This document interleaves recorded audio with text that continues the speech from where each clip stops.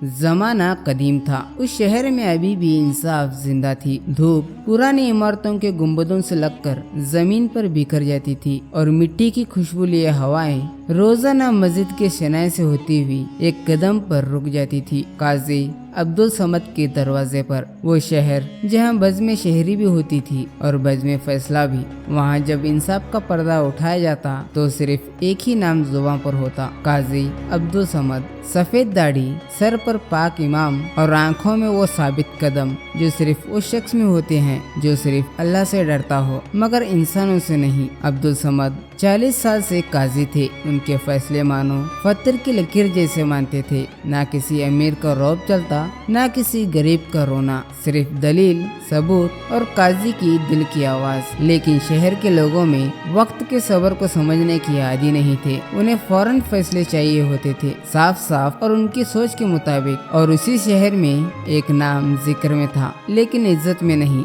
सैबान एक नौजवान लड़का था और उस पर चोरी का इल्जाम लगा था। बिन माँ बाप का बेटा। उसके माँ बाप उसकी छोटी उम्र में ही फौत हो गए थे। जब से वो अपनी जिंदगी एक अनाथों के जैसे जी रहा था। सैबान अपनी जिंदगी बड़ी मुश्किल और फाकी की जिंदगी गुजार रहा था और अब उस पे चोरी का इल्जाम। सैबान नाम में ही नरमी थी लेकिन शहर के लोगों के नजरिए में चोर लिखा गया था। मैंने कभी किसी का हक नहीं मारा मगर सबूत हमेशा उसके खिलाफ बोलते। लोग कहते छोटी सी उम्र है लेकिन हाथ बहुत लंबे मारता है। फिर भी सैबान के चेहरे पर एक खामोशी थी, जैसे किसी सही वक्त का इंतजार करता हो। मस्जिद के सिनाए में काजी अब्दुल समद अपने पुराने मगरिब नुमा दफ्तर में बैठे थे। पीतल का चिराग जल रहा था और हवाओं में इंतजार की खामोशी मंडला रही थी। आज का ये मुकदमा शहर के लोगों के लिए साफ था। सैबान जवान, लचकदार लेकिन मशहूर चोर। गवाह 2 थे, इकरारनामा भी मौजूद था और माले गरीबा उसके पास से बरामद हुई थी। मुदाई शहर का बूढ़ा और इज्जतदार सौदागर हाजी बसरत। उसने कहा, काजी साहब ये चोर मेरा संदूक ले गया। उसमें कुरान पाक था, कुछ रकम थी और मेरे मरहूम वालिद का दस्तखतनामा भी मौजूद था। ये 2 गवाह हैं और ये लो इकरारनामा। इस चोर ने अपने हाथों से लिखा है। गवाहों ने भी हाँ में हामी मिलाई। काजी साहब ने इकरारनामा उठाया, आंखों से गुजारा और फिर सैबान की तरफ देखा। सैबान बिल्कुल खामोश दरबार में खड़ा था मगर आंखों में न डर था न ही लालच। काजी साहब ने पूछा, क्या तुमने यह माल चुराया है? सैबान ने सिर्फ इतना कहा, मैं जानता हूँ मैं क्या कर रहा था मगर मैं झूठा नहीं हूँ। काजी कुछ देर तक खामोश रहे, फिर उन्होंने कलम उठाया और लिखा, इल्जाम सबूतों से साबित होता है लेकिन इंसाफ दिल से है। ये मुकदमा सबूत के साथ तो है लेकिन हक के साथ नहीं। बतौर सैबान को रिहा कर दिया जाता है। हवा थोड़ी देर के लिए थम सी गई। मस्जिद के शनाएं गूंज उठी। शहर के लोगों में हंगामा मच गया। लोगों ने आपस में कहानियां गाड़नी भी शुरू कर दी। लोग कहने लगे, ये तो जुल्म और हिकमत है। काजी अब बूढ़ा हो गया है, फैसले भी अब बिकने लगे हैं भाई।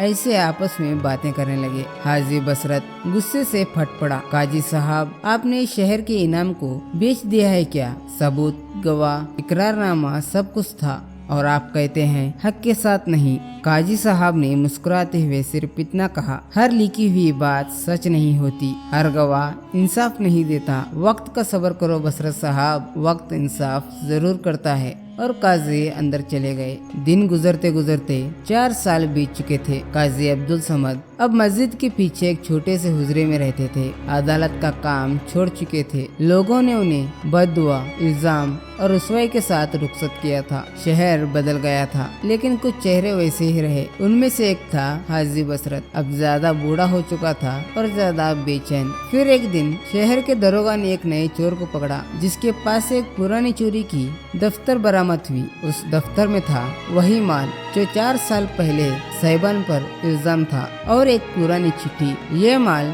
सैबान के कमरे में छुपा रहा हूँ। उसके बाप ने मेरे उस्ताद को जलील किया था। अब देखना काजी भी इसे बचा नहीं पाएगा। शहर में आग सी लग गई। वो लड़का जो बेकसूर था और वो काजी जो सच से जुड़ा नहीं था। लोगों की आंखें झुक गई थी। उन्हीं लोगों में हाजी बसरत भी था। आंखों में शर्म, हाथों में माफी और जुबान पर दुआ लेकर काजी के घर के पास आए। काजी साहब, हमें माफ कर दीजिए, हमने वक्त से पहले फैसला कर बैठे थे। काजी साहब ने अंदर से जवाब दिया। उनकी आवाज कमजोर थी मगर लफ्जों में अभी भी वजन था। इंसान के फैसले वक्त जल्द नहीं समझ पाता, लेकिन वक्त सब फैसले समझा देता है।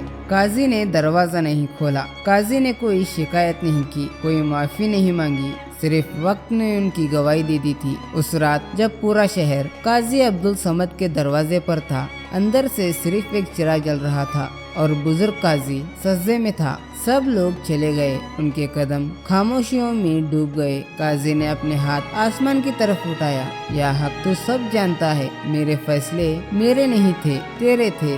बस सब्र मेरा था और इंसाफ तेरा। सुबह होने से पहले वो चिराग भी बुझ गया था और काजी का दिल जो सालों तक इल्जाम उठाया रहा, आखिर काजी अब्दुल समद इस दुनिया से रुखसत हो गए और वक्त ने उनका बोझ उतार दिया। हमें इस कहानी से ये सीख मिलती है, वक्त इंसाफ जरूर करता है, बस सब्र करना जरूरी है। अगर आपको ये कहानी पसंद आई हो तो एक लाइक जरूर करिए। चलिए इसी के साथ आपका भाई आपसे विदा लेता है। मिलेंगे अगले ऐसे ही मजेदार कहानियों के साथ। खुदा हाफिज।